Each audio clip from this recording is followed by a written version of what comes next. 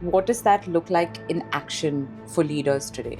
It's really, again, about asking, how are we doing business? Are we just taking or are we giving back?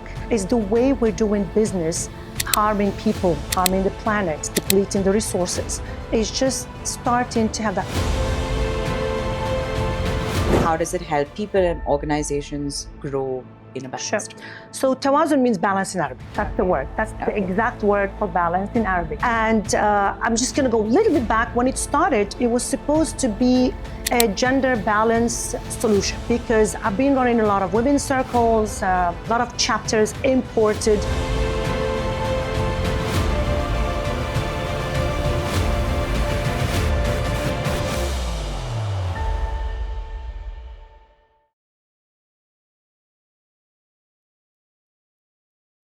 Hello, everyone. I am Shruti Seetharaman. I run a digital media company and a sustainability advocate. So welcome to the Green Generation podcast. And today we are joined by Dr. Hanane Ben, I hope I'm saying it right. Yeah. The author of Seeds of Change and the founder of Tawazun, and a global voice for building business and balanced performance with purpose. So welcome to the Green Generation. Thank you for having me. Thank you for joining us.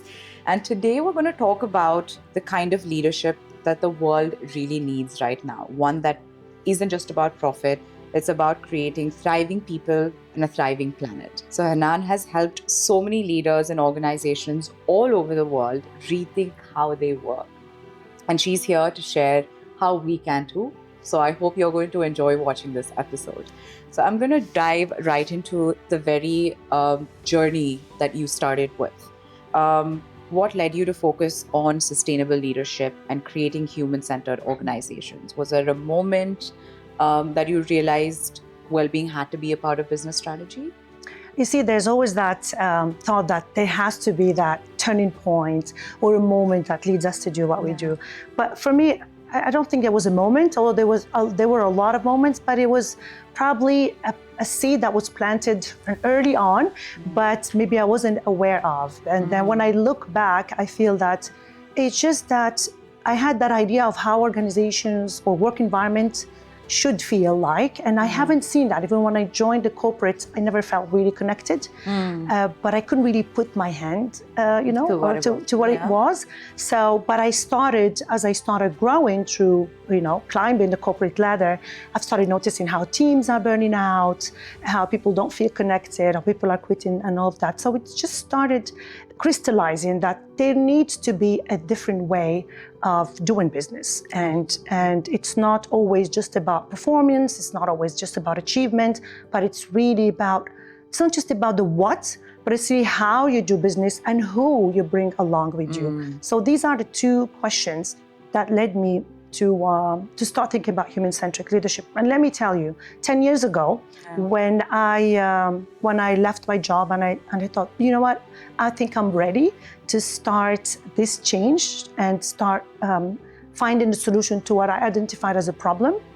And when I started talking about importance of well-being, or even the term of humanizing or human centricity, people would look at me like I'm a tree hugger, which is something I'm proud of. I am a tree hugger. Literally. Yeah. And when I launched my first website of Sustain Leadership, which is my company, I had to change, I kid you not, the website content twice because my so-called mentors or business people that could be my clients and they're my friends at the same time told me, Hanan, it's too fluffy. That was called fluff. It's business. What do you mean well-being? What do you mean we have to take care of the planet? We're here to make business. That's not our role. It's the role of governments. So all of these, it's more like a dream that I wanted to achieve. So it wasn't a turning point, but it was always like, this is how I dreamt about. Like Dr. Martin Luther King, he never said he had a plan. He had a dream. And I think most transformational leaders start with a dream. And that's how it started for me. Very, very nice dream to start off with. So you say sustainability should be the only way we do business, right? I love that line, but what does that look like in action for leaders today? I think it's the only way that makes sense today. We can't continue like this. Look what's happening around us. It's really, again, about asking, how are we doing business? Are we just taking, or are we giving back? Is the way we're doing business harming people, harming the planet, depleting the resources? It's just starting to have that inner reflection of, well, how can we be profitable without having to harm our planet? We only have one planet. You know, there are two philosophies I believe in. Being from Morocco, which is in Africa, and I feel very rooted in the continent of Africa, there is this proverb called Ubuntu. Don't know if you're aware of it. I've heard of it. I live by it. I live by Ubuntu. Ubuntu means I am because we are. And for me, that's the value that we need to have. Let's go back and import our own values, because we've been importing from the West so much in the way we do business. So it's more about, let's shift and look at how our ancestors were living. There's another philosophy that I believe in, which is from the indigenous people and the Native Americans. And it talks about the seventh generation. Yeah. So this is what I want business leaders to think about. I mean, I'm not here to really speak about jargon, but it's really simple questions. So the seventh generation principle is about asking the question, every decision that I make today, how is it impacting, not today, not tomorrow, 7 generations ahead? Absolutely. And also the I am because we are. So just these two. So whatever I do, I think that it's all rooted in these two philosophies. No, I've heard of Ubuntu because one of my sister's childhood friends actually got a tattoo with it many, many years ago. She was onto something before I knew it, but I'd asked her what it means, so I've heard of it a little bit earlier on, but little did you know that is now a philosophy for you, right? Yes, absolutely. Yeah, okay. And so now I want to move into sustainable leadership. How different is it from traditional get your results at any cost kind of style of leadership? Okay, again, very simple. I think the world have taught us a concept or a model of leadership that's all about results, performance. So we created a generation of go-getters. The sustainable leadership I talk about, and I wrote an article about how can we move from go-getters to go-givers. So how can we build leaders who lead or who make money or who make profits by thinking about being a go-giver rather than a go-getter? So, and with that, I mean, do we take care of our people? Because when we take care of our people, they will give us more. Do we really, whatever we do, are we giving to the community that we are making profits from? Are we really engaging with everyone? So it's really about how do we move, and this is the question I go in, and I work with companies to move their leadership style from being go-getter to a go-giver. Yeah, absolutely. In simple words. I very recently heard about, they say when you do business, you always think about what can I get? Or when you do collaborations, partnerships, that's the question you ask. But it's so much more important to say, what can I give? Absolutely. And I think when you start, but if everybody asks, what can I give? Then we all get. Because if I start by what can I give you, and your question is, what can you give me? Then the outcome, what we get, will be just the outcome because we started from what can we give. And if we change that mindset, I think we'll have a beautiful world. Absolutely. Great thought. And now talking about the book, Seeds of Change. For someone who hasn't read it yet, but is definitely going to read it, and for all of our viewers who might have not read it, what's the biggest message they will walk away with if they read the book? That leadership is not about authority. It's not about achievement. It's about, again, asking the question, how can I be a go-giver? And Seeds is a framework. Right. So everything I was talking about earlier can be linked to the 5 letters of seeds. So seeds, I took the analogy of planting the seeds. Again, probably because I come from a family of farming, so everything is just connecting. It's just started connecting with me later on. And I believe in that, being rooted in your ground, in your values. And also, it's really when you plant the right seed, then you grow. You grow a tree, or you grow crops that you can really harvest and get. But seeds is sense. S is for sense. E for engage, empower, develop, sustain. Wow. So sensing is really about how can we cultivate a new intelligence that's not in the head, because we all are making decisions from the thinking. So, everything ties up in my message that let's bring the human element, even in the way we lead. How about just sensing? And I think this is not something that we want to do because we want to be good. But I think, look around us, how volatile is the business world we're living in today? So we will never have, at any point of time, all the answers or all the facts to make a decision. Absolutely. So leaders who will thrive in the future are the ones who will rely somehow on that new intelligence, which comes from here sometimes. You just feel what's fire right in your belly. Exactly. And you're like, I don't have all the details, but I think decision A is better than decision B, and I'm gonna go with it because it feels right to me. And engage, again, is about how well do you engage with your team. So engagement is not sending a memo. It's not informing. It's connecting. How well do you connect them as human beings, not as their title? So, and that's what I explained there. And empower, we live in a world where we cannot have the vertical hierarchy. The vertical organizational charts are gone forever. And again, not because we want to be good, because the world is so fast. If people are not empowered to take decisions, then it's going to be gone. And our biggest example was COVID. So companies who had empowered leaders to take decisions could manage better than the ones who had to wait for the approval of the approval of the approval. It was already too late. Yeah. So crisis management, volatility. We live in a VUCA world. There's a whole chapter about what VUCA means. Okay. Volatility, uncertainty, complexity, and ambiguity. Love it. For someone who's a new entrepreneur and managing my own company, like you said, you never have all of the answers. So I think this is going to be a great book for me to learn from, and hopefully for all of the other entrepreneurs or anyone who's planning on starting a business or taking a new leadership role. I think this is definitely going to serve as your sort of guide. I'm going to move on a little bit to Tawazun. Yes. Can you tell us how does it help people and organizations grow in a balanced way? So Tawazun means balance in Arabic. That's the word. That's the exact word for balance in Arabic. And I'm just going to go a little bit back. When it started, it was supposed to be a gender balance solution, because I've been running a lot of women's circles, a lot of chapters imported from the West. Even, I don't know if you're familiar with the Lean In organization. Yes. So I brought the first chapter in the Middle East of Lean In. I was flown by Sheryl Sandberg to Facebook headquarters. I welcomed her here. We have a picture exchanging our books, etc. So the idea is just to show that I've been running circles, listening to women in the workplace about that narrative of gender equality. So I wanted to shift that narrative from gender equality to gender balance. And I felt that we need a solution that speaks to us in the region. Why do we have to import everything from there? So intentionally, I named it in Arabic to send that it's not about equality, it's about balance. And the idea was, let's work together, men and women, to move the needle, because I saw that everything we were doing was not helping.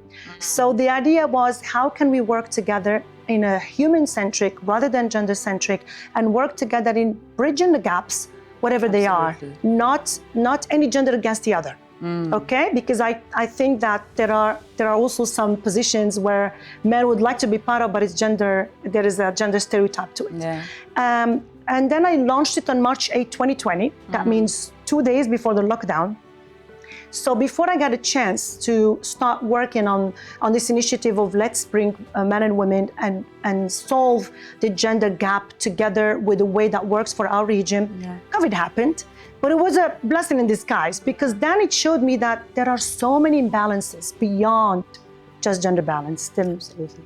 So Tawazun then, to make a long story short, it then shifted to a full ecosystem of balance that works with 4 pillars that are not fragmented: balanced people, balanced workplaces, balanced societies, and balanced planet. And it's a full-on ecosystem.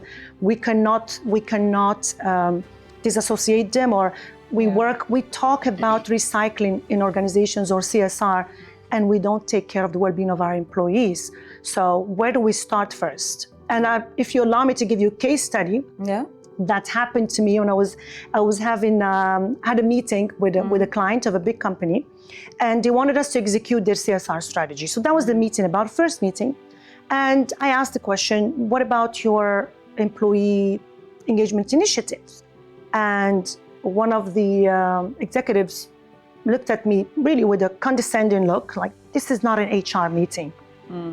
You know, but you know what? Instead of being offended, I was happy because I said, this is exactly why you need our solution, because if you still see it as fragmented, so you want to go and execute a CSR strategy without taking care of your people, this is exactly what's wrong. So just to summarize, this is what we try to do with Tawazun. Let's build balanced work environments, starting with the people, make sure that they're happy so that they can be your ambassadors, take care of the communities that you are thriving in, and then we take care of, or together, the outcome of taking care of the planet and having eco-friendly lifestyles, not as a report or sustainability is not a department. It should be a culture.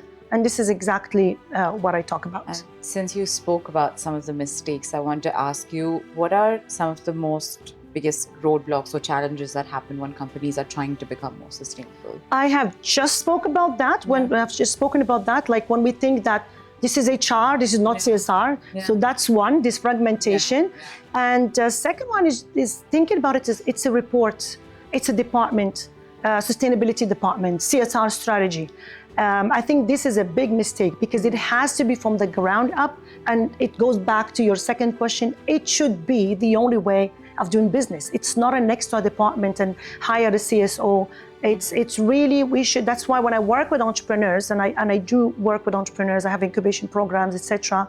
I said, okay, if we lost the big companies, let's at least start with the new generation of entrepreneurs so they understand that your very business model has to have a sustainable, you have to be making money while solving a societal or environmental problem embedded in what you do, what I call purpose-driven profitability. Of course. And now looking ahead, what do you think leadership will look like 10 years from now, especially in this region? I think I see it already because I'm also faculty. I started this year. I'm very excited about this experience. So I'm working with the 17 and 18-year-old. So I'm seeing these are the new generation of leaders.